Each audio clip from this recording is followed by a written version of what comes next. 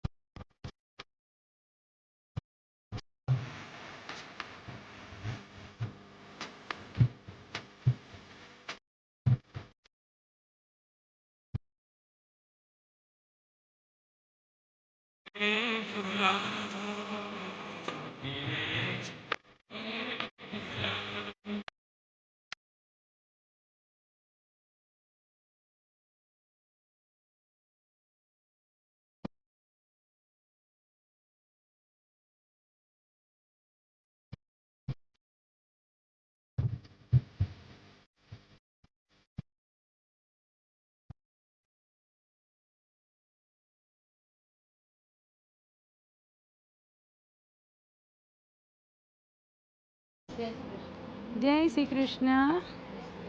આજે ભગવાન ખૂબ સુંદર મજાના હિંડોળે ઝૂલી રહ્યા છે અને આજે શાકભાજીનો હિંડોળો છે. તો ઉપવાસનું મહત્વ તો આપણે દર વર્ષે વાત કરતા હોઈએ છીએ, પણ આ શાકભાજીનો હિંડોળો છે તો આજે ઠાકોરજી શાકભાજીના હિંડોળે ઝૂલી રહ્યા છે. તો આજે ઠાકોરજીના શાકભાજીના હિંડોળા વિશે તમે શું કહેશો? હા, જય શ્રી કૃષ્ણ. રાધાનાથ સંભારંભાય ગૌરચંદ્રાય મધ્યમાભ્યામ અસ્મદાચાર્ય પર્યંતામ વંદે મહાપુરુષ તે ચરણારવિંદ. Centre of gravity Lord Krishna, divine life and divinity of love Lord Krishna. સમગ્ર વિશ્વ, સમગ્ર દેવાલય, સમગ્ર જનતા જનાર્દન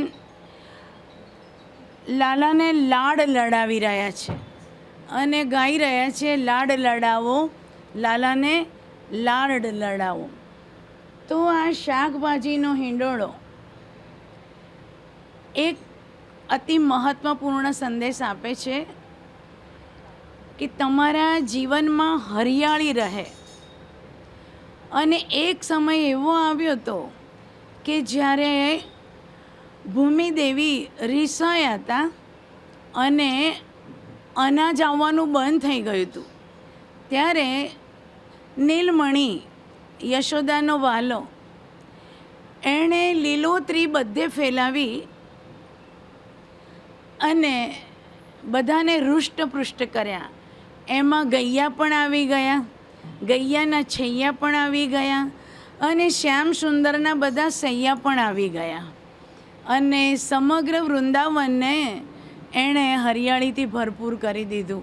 એવી શ્યામ સુંદરની લીલા છે. હિંડોળાનો મહોત્સવ એને લાડ લડાવવાનો છે અને એનાથી પણ સૌથી મહત્ત્વપૂર્ણ વાત એ છે કે ઝૂલત રાધા શ્યામ ચતુર્ભુજ, ઝૂલત રાધા શ્યામ. એકલા શ્યામ સુંદર નથી બેઠા, પણ સાથે વિદ્યુત જ્યોતિ અનુરાધા, પ્રેમની દેવી રાધા પણ સાથે બેઠા છે. એટલે બંને ચતુર્ભુજ, ચાર હાથે આ કીર્તન મંડળીને, ગોપીજન વલ્લભને અને કીર્તન સમ્રાટને એ આશીર્વાદ વર્ષાવી રહ્યા છે. અને કલ્પતરુ ધામમાં આ હિંડોળાનો મહોત્સવનો આજે 10મો દિવસ છે. જય શ્રી કૃષ્ણ. હું પ્રાચી જે દવે. આજે હિંડોળા મહોત્સવમાં નારી શક્તિ વિશેની પણ એક વાત કરવા માગું છું. કહેવાય છે કે નારી ખૂબ ખૂબ પ્રબળ છે, એ ધારે ને એ બધું જ કરી શકે છે. કહેવાય છે કે દરેક મહાદેવજીની પાછળ નારીનો એક હાથ છે. મા દેવોના દેવ મહાદેવજી પણ પોતે પોતાની સાથે બેસાડીને નારીને એટલું જ મહત્ત્વ આપે છે. ઇક્વિલિટીની વાત તો હવે ચાલુ થઈ, પણ વર્ષોથી દેવ પોતાની સાથે બેસાડીને અર્ધનારેશ્વર સ્વરૂપ ધારણ કરીને એવું કહે છે કે સ્ત્રી અને પુરુષ બંને સરખા જ છે. ક્યારેક વિચાર કરી જુઓ કે એક સ્ત્રી પુરુષ પાછળ એવી ભાગે છે કે હું પુરુષ કરતાં આગળ વધું, એને આગળ વધવાની જરૂર જ નથી. કારણ કે વિચાર કરો, ક્યારેક સ્ત્રી પુરુષ જેવી હોય તો આપણને ગમશે, અથવા તો પછી કોઈ પુરુષ સ્ત્રી જેવો બની જશે તો આપણને ગમશે? ભગવાને દરેકને જુદા બનાવ્યા છે, દરેકની ફિંગરપ્રિન્ટ ઈશ્વરે જુદી જ આપી છે. માટે ક્યારેય એકબીજાથી આગળ વધવાનું કરો જ નહીં. તમે જોશો નારીમાં સૌમ્ય, સહનશક્તિ, સ્મિત, બધાને બોલાવવાનો આવકાર, આ બધું નારીમાં હશે ને તો તેનું ઘર, તેનો પરિવાર, તેનો સમાજ બધો સમૃદ્ધ થશે. જય શ્રી કૃષ્ણ. અહીં કલ્પતરુ ધામમાં હિંડોળાનો મહોત્સવ 15 દિવસ ચાલે છે અને એમાં બધા જ પરિવારના સભ્યો કે ગાડી ગેલી ભક્તિ કરે છે. અને ખાસ મમ્મીએ કીધું એ પ્રમાણે ભજન સમ્રાટ, બધા મારા માસીઓ, બધી ડોસીઓ અને બધી મારી સખીઓ અહીંયા આવે છે અને લાલાને ઝુલાવે છે. તો લાલાને ઝુલાવે છે. અને મને 22 વર્ષમાં એક જ ભજન આવડ્યું છે, જેની હું 2 લાઈન ગાઉં છું. એ ચાલો જઈએ, એ ચાલો જઈએ રણ છોડ રાયને ધામ, કેવા રૂડા લાગે ભગવાન, ઓ ચાલો જઈએ.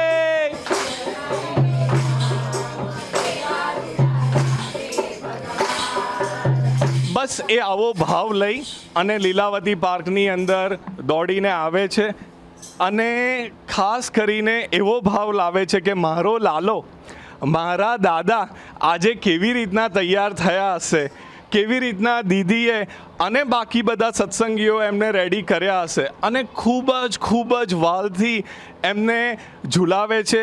અનુરોધ એવો આવે છે કે નારી શક્તિ વિશે કે હવે અહીંયા આટલી બધી નારી શક્તિ બેઠી હોય, યા દેવી સર્વભૂતેષુ માતૃરૂપેણ શક્તિરૂપેણ વિદ્યારૂપેણ સંસ્થિતા નમસ્તસ્યૈ નમસ્તસ્યૈ નમસ્તસ્યૈ. નારદ ભક્તિ સૂત્રની અંદર દેવર્ષિ નારદજીએ કહ્યું છે, યત્ર નારી પૂજયતે તત્ર દેવતા રમંતે. તો અહીંયા શ્યામ સુંદર તમારી સાથે ખેલી રહ્યા છે, એનો અનુભવ તો બધાને રોજ થાય છે જ. તો મહાભારતના સમયમાં જ્યારે શ્યામ સુંદરે ભૂમિ ઉપર અવતાર ધારણ કર્યો અસુરોથી ભૂમિને બચાવવા, જનતાને બચાવવા, જનાર્દનને બચાવવા, તો એ સમયે અગ્નિપુત્રી દ્રૌપદી થયા, હા, અને વિદુષી ગાર્ગી થયા.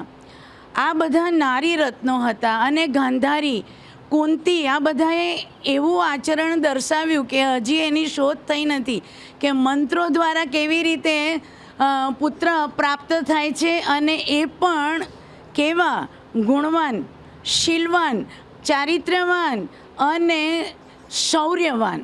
તો આ બધી નારીઓ આપણની આગળ એક પ્રકાશપુંજ છે. અત્યારે બધા સેરોગેટ મધરને આગળ લાવે છે, પણ આ નારી રત્નો કેવા હતા કે જેણે દેવતાને રીઝાવ્યા અને મંત્રો દ્વારા સંતાનો પ્રાપ્ત કર્યા. યુધિષ્ઠિર, ભીમ, સહદેવ, નકુળ અને અર્જુન. તો વ્યાસ પણ એવી રીતે આપણને પર્યાપ્ત થયા છે. તો વિદુષી ગાર્ગીએ તો યાજ્ઞવલ્ક્ય ઋષિ સાથે કેટલી મોટી મીમાંસા કરી અને એની ચર્ચા કરી. પછી યાજ્ઞવલ્ક્ય ઋષિએ વિદુષી ગાર્ગીને કહ્યું કે હવે સીમા આવે છે, હવે સીમા આવે છે, આટલેથી તમે અટકો. એટલે એવા નારી રત્નો આપણી આ ભારતની ભૂમિમાં થઈ ગયા છે, જે વંદનીય છે. અને રૂકીમણીને પણ ના ભૂલાય અને રાધાને તો આપણે ક્યારેય વિસરી જ ના શકીએ. વૃષભાન દુલારી, હા, કીર્તિ સુતાને ક્યારેય આપણે ના ભૂલી શકીએ. એ કોણ છે? તપ્ત કાંચન ગૌરાંગી રાધે વૃંદાવનેશ્વરી વૃષભાનુ સુતામ દેવી ત્વમ નમામિ રાધામ્યહમ. જય શ્રી કૃષ્ણ. હે મારા ફૂલો ના હિંડોળે રે હો શામળિયો ઝૂલે છે મારા.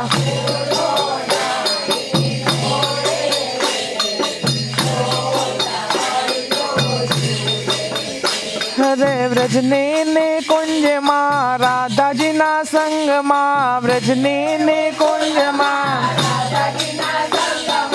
નીરખીને મન મારું ડોલે છે હો શામળિયો ઝૂલે છે મારા ફૂલો.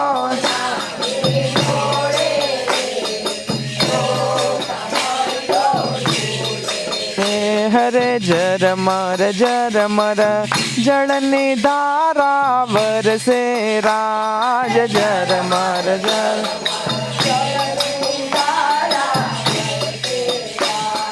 ગગન મંડળમાં વિજલડી બહુ ચમકે રાજ.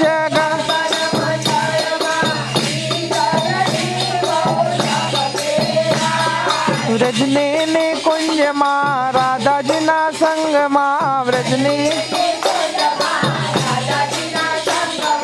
નીરખીને મન મારું ડોલે છે હો શામળિયો ઝૂલે છે મારા.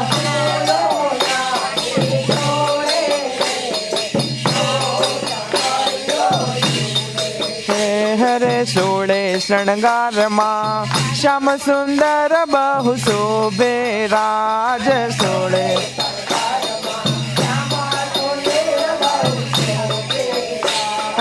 રાધા રાણી મલકે ને મન મોહે રાજ.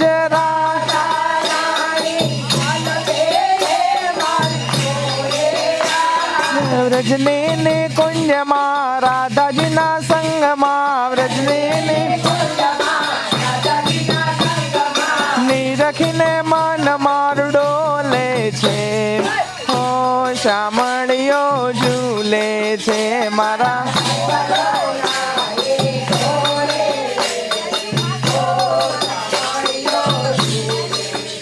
હરે યમુના કાંઠે કદમ કેરી ડાળે રાજ યમુના.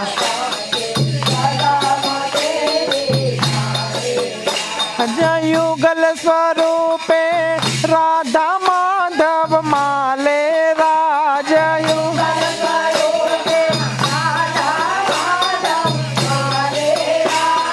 વ્રજની ને કુંજમાં રાધાજીના સંગમાં નીરખીને મન માર ડોલે છે હો શામળિયો ઝૂલે છે.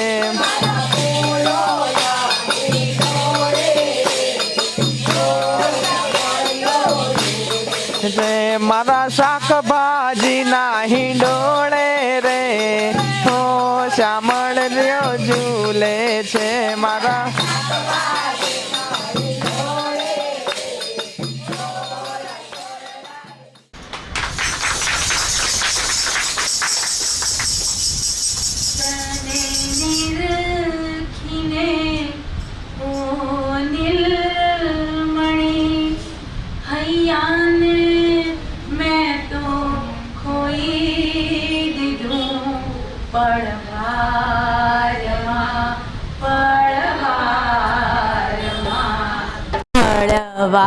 પળવારમાં પળવારમાં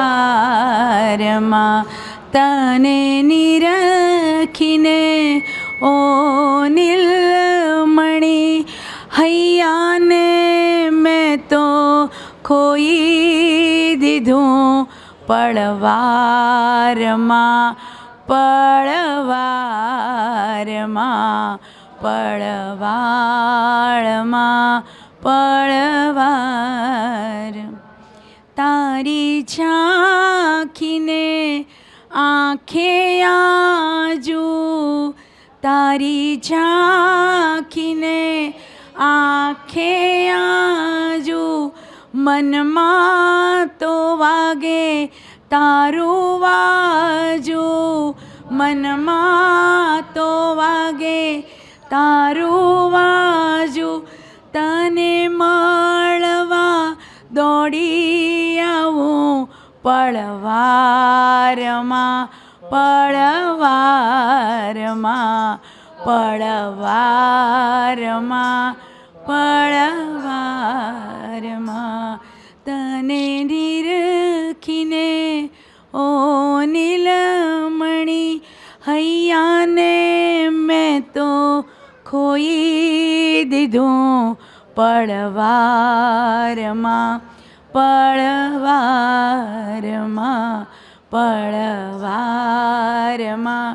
પળવારમાં. કૃષ્ણપ્રિયા કુળવધુ પ્રાચી દવે હવે આપણી આગળ કૃષ્ણ પ્રીતિ પ્રગટ કરશે તો આપણે વધાવી લઈએ. सिंगार नजर तो है लग जाएगी रे, नजर तो है लग जाएगी मेरे बाके में.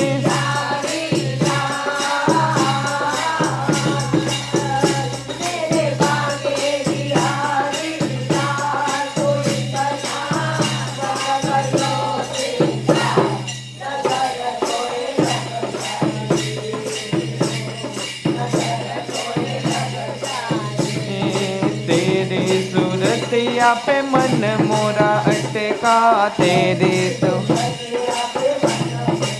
अटका प्यारा लागे तेरा पीला पटका, प्यारा लागे हो तेरी टेढ़ी मेढ़ी चाल, तेरी टेढ़ी मेढ़ी चाल, तू इतना मत करियो सिंगार, नजर तो है लग जाएगी रे, नजर तो है लग जाएगी मेरे बाके बिहारी.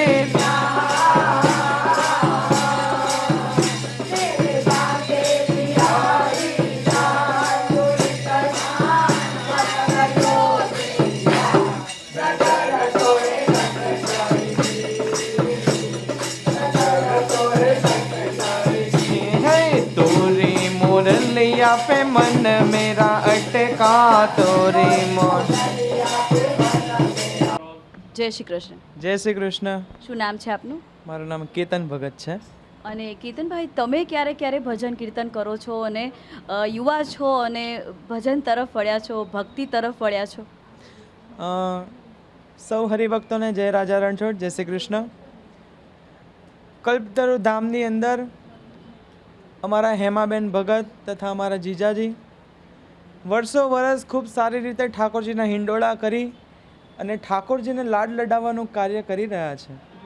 મણિનગરની આમ જનતા, લીલાવતી સોસાયટી, હીરાબાઈ ટાવરની આજુબાજુ રહેતા દરેક હરિભક્તો અંતરના ભાવથી આ પવિત્ર ભૂમિની ઉપર આવે છે ને આ ભૂમિ ખૂબ પવિત્ર છે. સ્વયં રાજા રણછોડજી મહારાજ ત્યાં સ્વયં પોતે પ્રગટ થયેલા છે.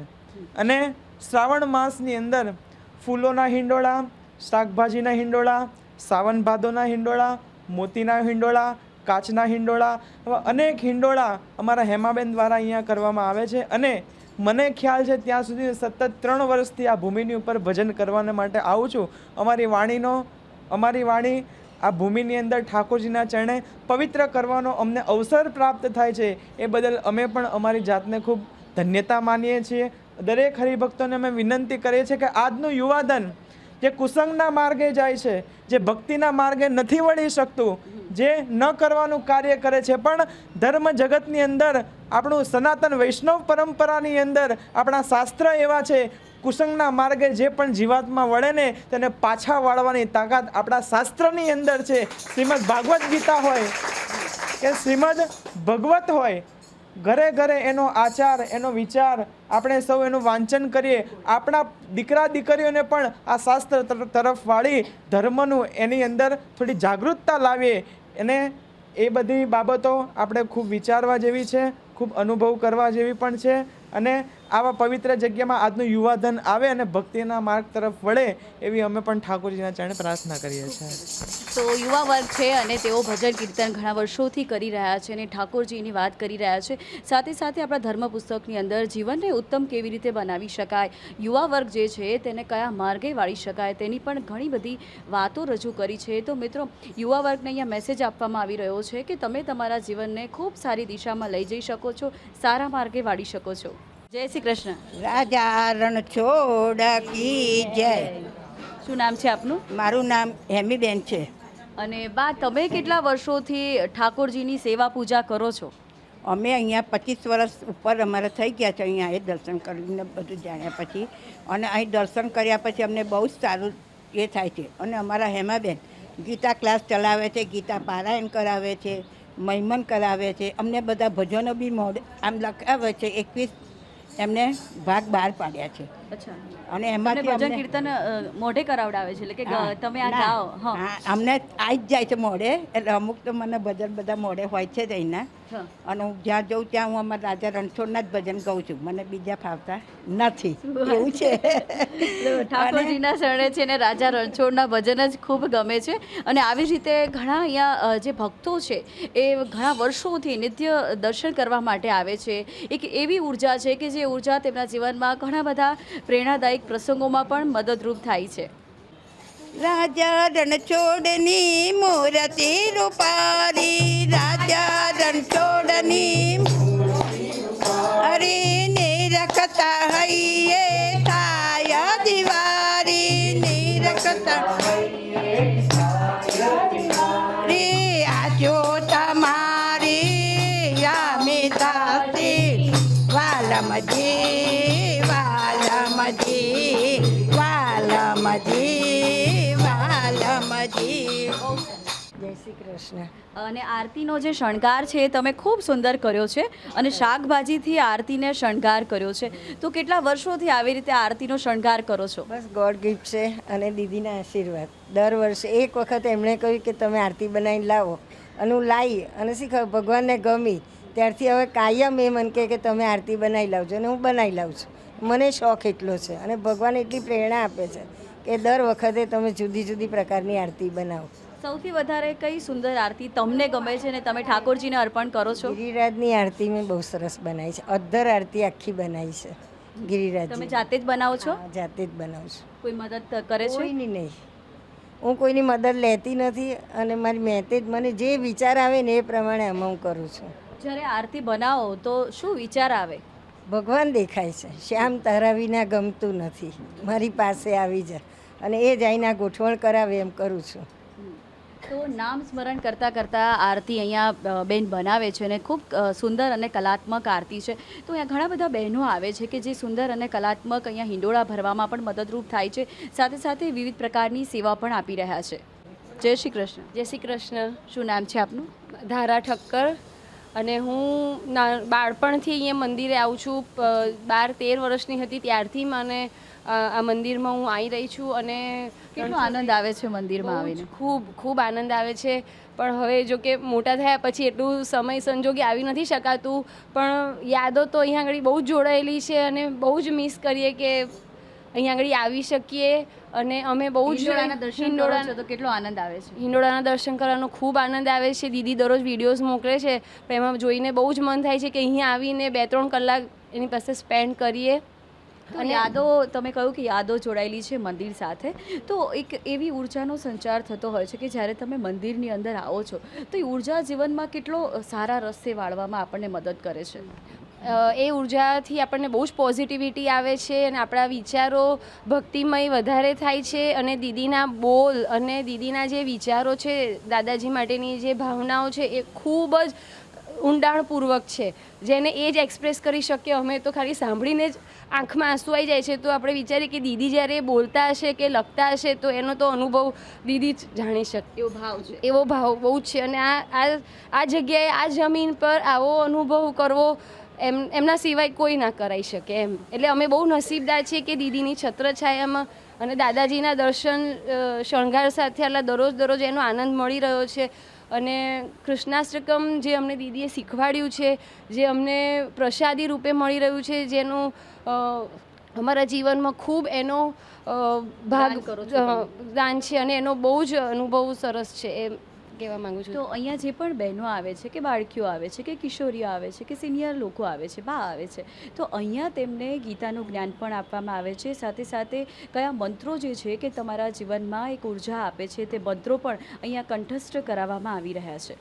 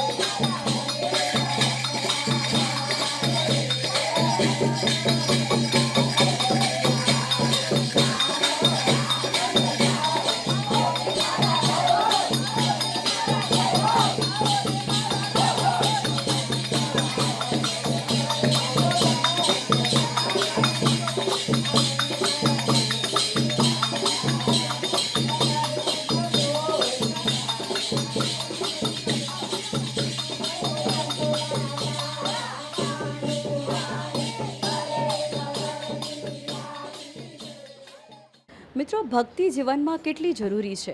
ભક્તિના માર્ગે તમે જ્યારે વળો છો તો તમારામાં એક એવી ઉર્જાનો સંચાર થાય છે કે જે તમારું જીવન બદલી શકે છે. તો તમારા જીવનમાં આધિ વ્યાધિ ઉપાધિ પીડાઓ સંકટો જો આવતા હોય તો તમારે વિચારવાની જરૂર છે અને પ્રભુના શરણે જવાની જરૂર છે. આપોઆપ ઈશ્વર તમારો હાથ ચાલશે અને તમારા રસ્તાઓ ખોલશે. આવી જ રીતે નિર્માણ બસ કાર્યક્રમ તમને હિંડોળાના દર્શન કરાવવા માટે લઈ જશે. હવે તમારી દોસ્ત મિત્રને રજા આપો. જય રણછોડ, જય શ્રી કૃષ્ણ.